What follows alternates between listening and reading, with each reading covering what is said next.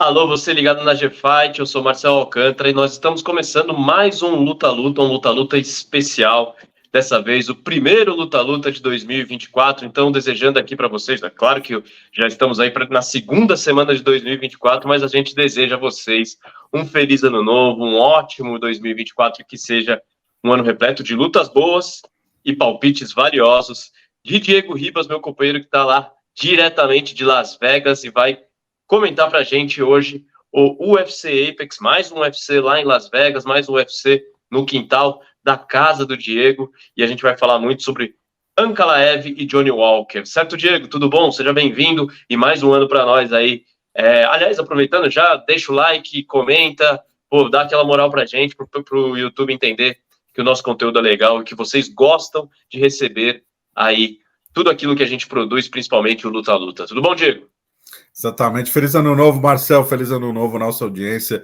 Exatamente, que 2024 seja um ano repleto de grandes lutas, palpites corretos e muito dinheiro no bolso de vocês. A partir de agora, bora que bora. Primeiro luta-luta de 2024. Vamos que vamos. Diegão, é o seguinte, o UFC Apex, aqueles cards que são para rodar atletas, para a gente começar a notar alguns dos atletas que podem chegar ao topo de suas categorias. Então a gente vai fazer só as três principais lutas, as três lutas que estão no final da noite. Lembrando que esse UFC começa às 18 horas no horário de Brasília, o card preliminar, às 21 horas o card principal, e a gente vai começar falando de Jim Miller versus Gabriel Benítez. O Jim Miller, como vocês sabem, é uma lenda do UFC, uma lenda do MMA, 40 anos, norte-americano, no UFC desde 2008. A G-Fight existe desde 2012. O Jim Miller está no UFC desde 2008. Ele tem 4 anos antes da G-Fight começar seus trabalhos. O Jim Miller já prestava serviços ao Ultimate. Ele tem 4 vitórias e 1 derrota nas últimas 5 lutas, apesar da idade avançada, apesar de já estar aí caminhando para o fim da sua carreira. Vem de um nocaute de 23, em apenas 23 segundos diante do Jess Butler. E no seu cartel tem 36 vitórias, 17 derrotas e 1 no contest. Ele encara o Benítez, que tem 35 anos, é mexicano, tem 2 vitórias e 4 derrotas nas últimas 6 lutas. Diego, estamos falando aí de uma lenda, alguém que deve provavelmente entrar no Hall da Fama do UFC, até pelo número de lutas, enfim, tudo que já prestou, contra um mexicano que não vem numa fase tão boa. O que você imagina para esse duelo?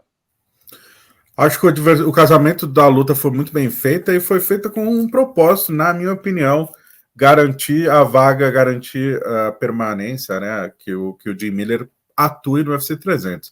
Esse planejamento já faz sentido. O Jim Miller é o único atleta da história que lutou no UFC 100 e no UFC 200 e já pediu vaga, já foi garantido para ele, pelo menos na teoria, né? Nunca sabe que ele vai lutar no UFC 300. Para isso, antes disso, ele tem esse desafio no primeiro card do UFC em 2024. E a expectativa é que ele se aposente em abril no UFC 300. Dito isso, Marcel, o Gabriel é um cara polivalente. Ter esse termo jargão no MMA, o Durinho usa muito, né? Que é o lutador pato, né? Que voa, mas sabe voar, mas não voa muito bem, sabe nadar, mas não nada muito bem, corre, mas não corre bem. Que é o Gabriel é um cara que faz de tudo, mas não tem uma certa. Não se sobressai em algum dos cenários. Já o Jim Miller, apesar da parte física, né, já com seus 40 anos, vai fazer 41 esse ano, o Jim Miller tem um jiu-jitsu muito bom. O Jim Miller já finalizou o Charles do Bronx, né, em 2010, ali, a primeira derrota do Charles do Bronx. A experiência, horas de voo. O Jim Miller é um dos atletas que mais tem lutas, atletas que mais passou horas disputadas no octógono, um dos que mais tem vitórias. A diferença de experiência é gigantesca, e a experiência não só no octógono, mas fora dele. Ele reaprendeu, como ele mesmo disse, a treinar de forma inteligente, a ouvir o corpo e respeitar os sinais, né? E não é à toa que ele vem de uma fase boa, venceu 4 de suas últimas 5 lutas, venceu o Cerrone, venceu o Nicolas Mota, que é um garoto brasileiro que mora aqui em Vegas. Por isso, Marcel, eu vejo uma vantagem do Jim Miller, sim. Acho que ele tem Acho ele... Eu vejo mais chance dele nocautear e no chão, vejo uma grande vantagem dele em relação ao adversário. Mas eu acho o QI de luta do Miller hoje está num degrau acima aí de diversos concorrentes na categoria. O de Miller também é favorito nas casas de apostas, pagando 1,72 para cada real apostado, enquanto o Benítez paga 2,10 a cada real apostado. No entanto, Diego, você falou que apostaria até numa possível nocaute do Jim Miller. Sabe que para o nocaute do Jim Miller paga-se mais do que para o nocaute do Gabriel Benítez. 3,75 para o Jim Miller nocautear, enquanto 3,40 para o Benítez nocautear o Jim Miller. Faz sentido, né? Sim. Mas eu vejo mais brechas ali, ainda mais no queijo pequeno. Não sei, esse casamento para mim foi muito benéfico. É benéfico até que se prove o contrário, né? No momento que fechou a grade ali, tudo pode acontecer. Mas na teoria, o Jim Miller larga com uma boa vantagem.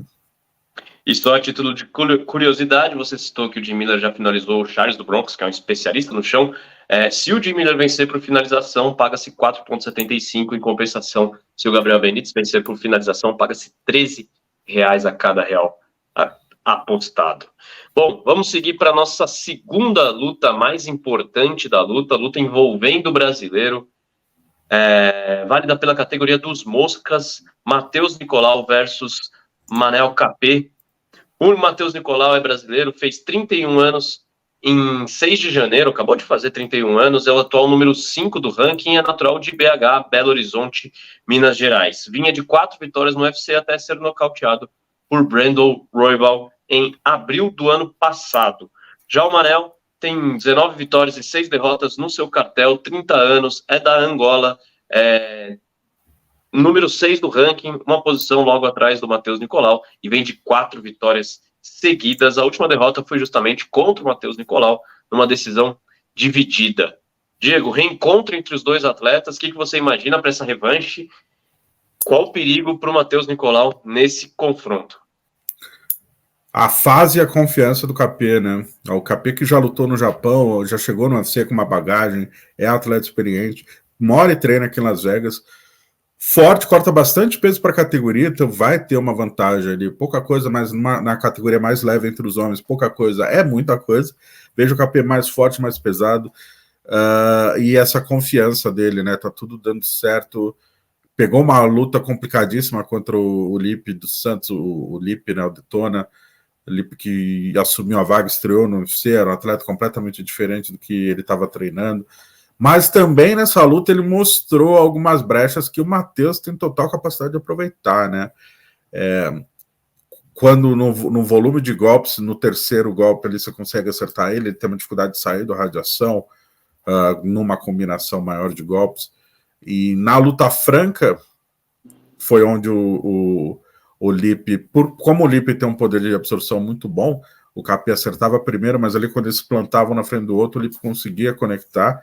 E o que incomodou um pouco o Capet, eu acho que o Matheus, que tem uma característica diferente do Lipe, ele é muito mais elusivo, né? Tem um queijo de luta muito que movimenta, usa muito mais área do queijo. Eu já acho que o Matheus pode encontrar o rosto do Capet com mais facilidade. É uma luta, assim como a primeira foi por decisão dividida, né? O Capet questiona a derrota até hoje. Publiquei uma entrevista, podem ver aí no canal do The Fight, Capet, o Felipe Bunes, que está nesse card, e o Matheus. O Capet deixa muito claro que, na visão dele, ele venceu. Eu discordo, o Matheus venceu aquela luta, na minha opinião. Vejo muito equilíbrio, cara. Bom, a gente... Quem não acompanha a luta, esse é o primeiro quadro. Vamos lá, a gente fala de palpites, opiniões e também de indicações para possíveis fezinhos, caso você queira fazer, se você for maior de idade, tiver o seu próprio dinheiro. Essa é uma luta que eu não recomendo aposta, cara, porque é muito equilibrada, é uma categoria onde nocaute e finalizações ocorre com um índice menor, justamente pelo peso dos atletas. 3 rounds apenas, no cage pequeno, os atletas já se conhecem, já se enfrentaram, vale muito, né? 2 top 5, top 6 ali da categoria, no momento que a divisão está truncada, o vencedor pode sim pleitear uma vaga para disputar o título. Então, muito em jogo, é possível também que um atleta ou que os dois joguem mais na retranca, ou com mais, onde a vitória vale muito mais do que a performance. Então não aposta nessa luta. Mas dito tudo isso, Marcel, eu vejo o KP com ligeiro favoritismo. Agora, se você não acompanha o Luta a Luta, você também não sabe que o Diego ele não olha as odds antes da gente começar essa conversa. E aí, vou agora expor as odds e talvez o Diego possa mudar um pouquinho a opinião dele. Por quê? Porque o KP é tido como amplo favorito para essa luta. Paga-se 1,36 a cada real apostado para o KP, enquanto para o Matheus Nicolau paga-se 3,25 a cada real apostado. É uma margem grande. O Diego está dizendo que para ele é uma luta muito equilibrada, então assim, existe uma possibilidade boa do Matheus vencer sim, e as odds estão pagando um valor alto. Então assim, se você tem um dinheirinho sobrando ali, que você não vai fazer falta, não muita coisa, e acha que o Matheus pode surpreender, pode ser sim uma possibilidade, não acha, Diego? Pagando mais que 3-1, cara, eu não esperava isso não, sabia? Pois é. O Matheus, ele perdeu a última luta dele para o Brandon Royval, né? Entrou aquela joelhada e foi nocauteado, mas antes disso, o Matheus vinha numa sequência grande de vitórias, né? Curioso esse, inclusive contra o KP, curioso ele tá tão E até azarão. você falou do Matheus poder encontrar uma mão ali, mais do que o Lipe, né? Enfim, o nocaute do Matheus paga R$13 a cada real apostado. Nocautear é difícil, encontrar uma mão e pontuar assim. O KP, cara, o KP tem um queixo duro pra caramba. O KP é um peso galo que bate peso mosca, velho. O KP é grande, enfim. Consideravelmente maior do que o Matheus. Cara, eu particularmente vejo, pelo momento, pela fase, assim, a bagagem. O Matheus não luta faz quase um ano. Eu vejo um certo favoritismo do KP, mas pagando mais que 3-1, cara, sei não. Se eu tivesse um dinheirinho, eu não aposto em muita coisa, mas se tivesse dinheirinho, acho que valeria uma fezinha, né? Joga ali como quem não quer nada e vê no que dá. Exato. Bom, vamos seguir para a última luta, a luta mais importante, a luta mais aguardada deste card. Magomed Ankalaev versus Johnny Walker, o brasileiro Johnny Walker. Um reencontro entre os dois depois daquela fatídica luta onde foi-se encerrada, depois do Johnny Walker ali apresentar alguma tontura, enfim, falar alguma coisa que o juiz, de repente, não entendeu como sendo que ele estivesse nas suas faculdades mentais corretas. E eles vão se reencontrar. O Ankalaev que tem 18 vitórias, uma derrota, um empate, um no contest, 31 anos, russo do Daguestão, número 3 do ranking, 9 vitórias por nocaute e 8 vitórias por decisão. Vem de empate contra o Blachowicz e, obviamente, a luta contra o Walker. O Walker tem 21 vitórias, 7 derrotas e um no contest, 31 anos, é de Belfort Roxo, no Rio de Janeiro, número 7 do ranking. Maior desafio da carreira novamente, né? Pelo que foi a primeira luta, Diego, o que o Johnny Walker precisa fazer para mudar o rumo dessa luta? Quer dizer, foi pouco tempo ali, mas enfim, tentar tirar um pouco mais do Ankalaev, que é um atleta duríssimo. O Ankalaev é um atleta chato de enfrentar, ele gruda muito, ele é muito forte no clinch, tem um QI de luta que ele não sai da estratégia, se precisar jogar feio, como a gente já viu algumas vezes, ele vai, não tem problema nenhum quanto a isso. E o Johnny é muito mais elusivo, muito mais criativo, tem um poder de nocaute, um dos maiores da categoria, é maior, mais forte, até um pouco mais pesado. Tem mais chance de acabar com a luta a qualquer momento, principalmente no início da luta. O problema é que a cada oportunidade aberta, a gente viu isso na primeira luta, o Ankalaev vai fazer... O Ankalaev se molda bem para anular o jogo do adversário, a gente viu isso contra o Blachowicz também. Cara, o meu maior problema é o fato, na minha análise, é o fato do cage ser menor, esse tamanho reduzido do Apex. Dois atletas tão grandes, né? Facilita encurtar a distância. E o Johnny, ainda mais depois que ele se mudou para a Irlanda, ele está jogando bem, administrando cada vez melhor a distância. Esse queijo pequeno me incomoda, cara. Se fosse num... É assim, eu vou ser sincero, Marcelo, eu aponto um ligeiro favoritismo para o Johnny. Eu acho que numa luta de 5 assaltos a mão vai acabar entrando em algum momento. Eu acho que ele tem um poder de nocaute muito grande para essa categoria.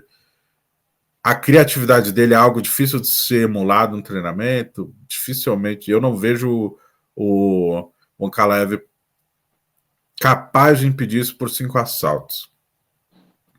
Óbvio que ele é, enfim, óbvio que vai ser uma luta complicadíssima e, enfim, eu imagino que o Ankalaev vai encurtar a distância, vai botar para baixo repetidas vezes. Só que tem o fator surpresa, né? O Johnny de repente pode dar uma queda no Ankalaev e mudar o rumo das lutas, da luta, uma joelhada voadora, qualquer soco dele giratório, enfim. Eu vejo um ligeiro favoritismo para o Johnny. Se fosse um queijo normal, normal com 5 assaltos, cara, pro Johnny seria bala.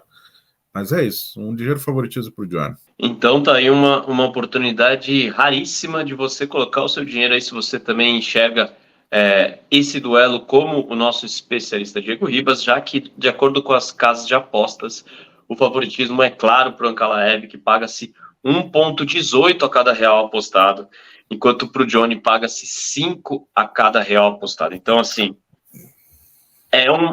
esse sim é um gap muito grande. Essa sim é uma oportunidade. Você falou do poder de nocaute do Johnny.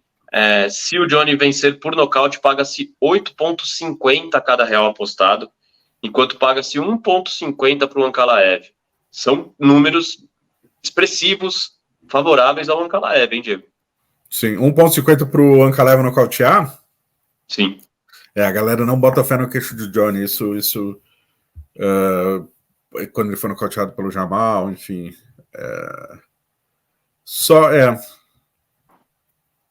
Cara, 8 é muita coisa pagar 8 para o nocaute do Johnny, cara. Porque assim, eu imagino que o Johnny vencendo. De novo, esse queijo pequeno, né? Mas a gente viu que a de luta do Johnny aumentar muito contra o Anthony Smith, capaz de conter o ímpeto dele, né? De não se expor tanto.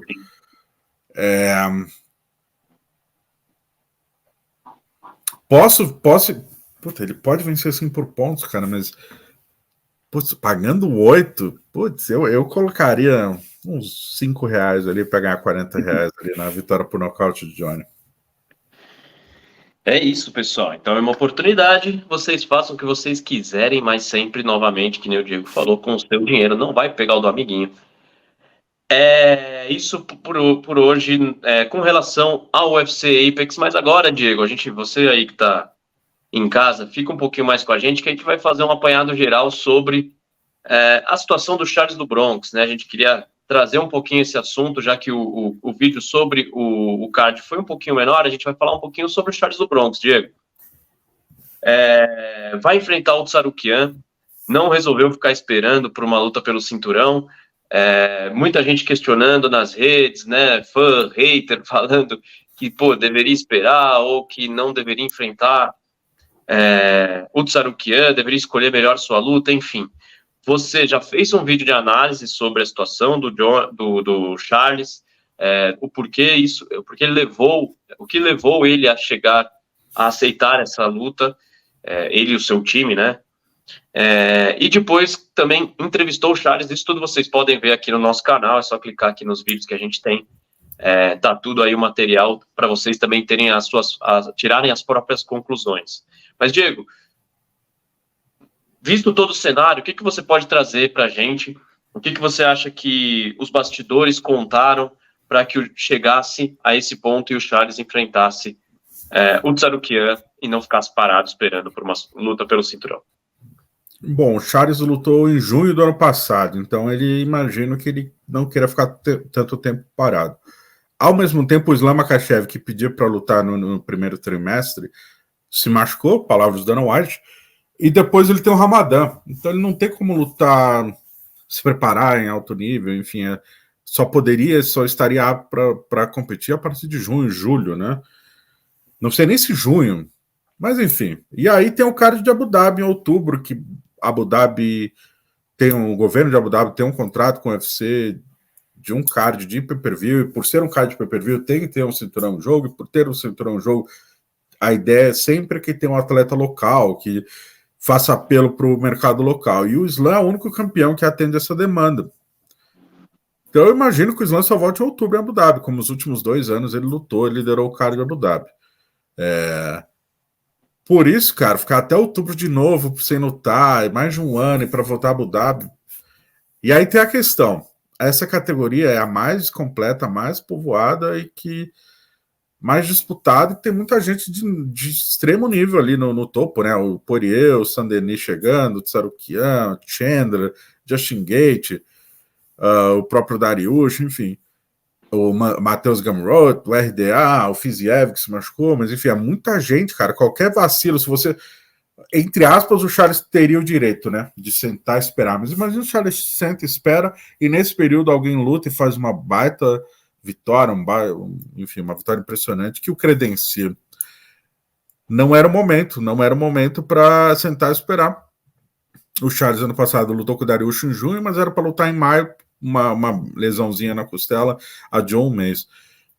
Depois ele lutaria com o Islam em outubro, e aí um corte no supercílio impediu a luta, ou seja, 2 lesões, tem toda essa questão, já não é mais o campeão, mais de um ano sem lutar, categoria movimentada. Eu acho que o poder de barganha, de argumentação, de chegar no UFC e falar, vou sentar e esperar, era muito arriscado.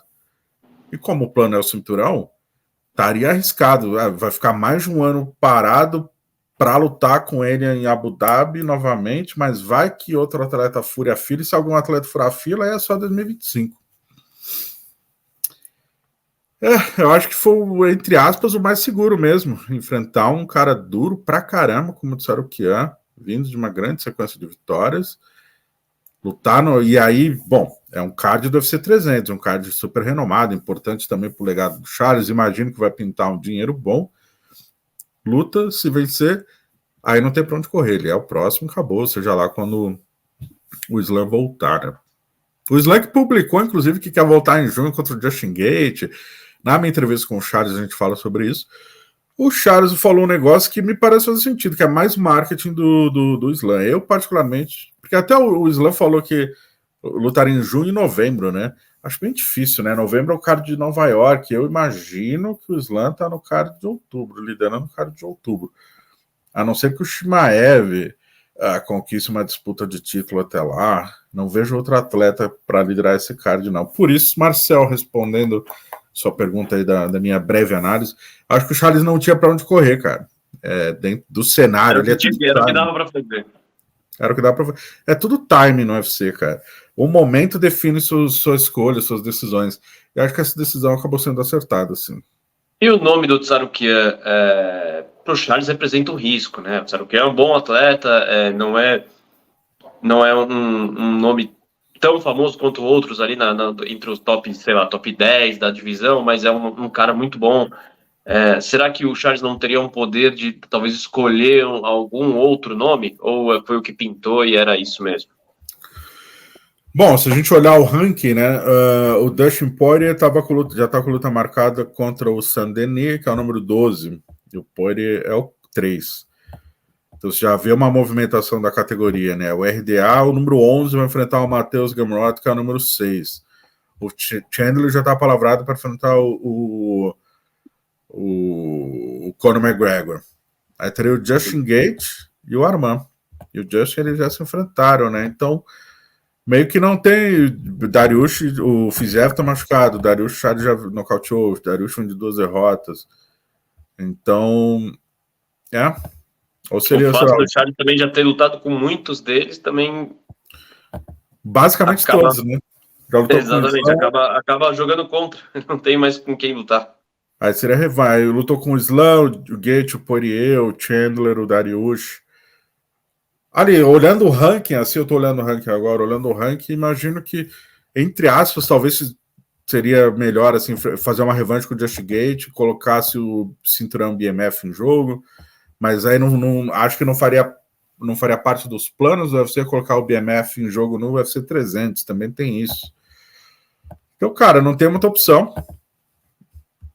Acho que caiu como uma luva ali, era o de fato o nome já ventilado, o Tsarukian já estava pedindo até tarot shot, enfim, está numa ascensão. Foi o melhor que pôde ser feito, ao que me parece. Assim, o cenário ideal seria o Islam não se machucar, ou talvez até um BMF ali com o Justin Gaethje, mas aí sabe-se lá onde, né, e quando. Tá certo. Bom, a análise sobre a luta a gente faz quando estiver mais próximo dela, mas agora a gente fica por aqui. Então, Diego, primeiro luta do ano, pode falar. Ia falar 13 de abril a luta do UFC 300, fiquem de olho. Exatamente. Primeiro luta do ano fica por aqui. A gente se vê ainda muito durante 2024. Espero que vocês tenham gostado e até a próxima. Valeu, Diego. Valeu, Marcel. Feliz ano novo aí, pessoal. Vamos que vamos. Sábado agora tem luta Johnny Walker, Main Event. Vamos embora.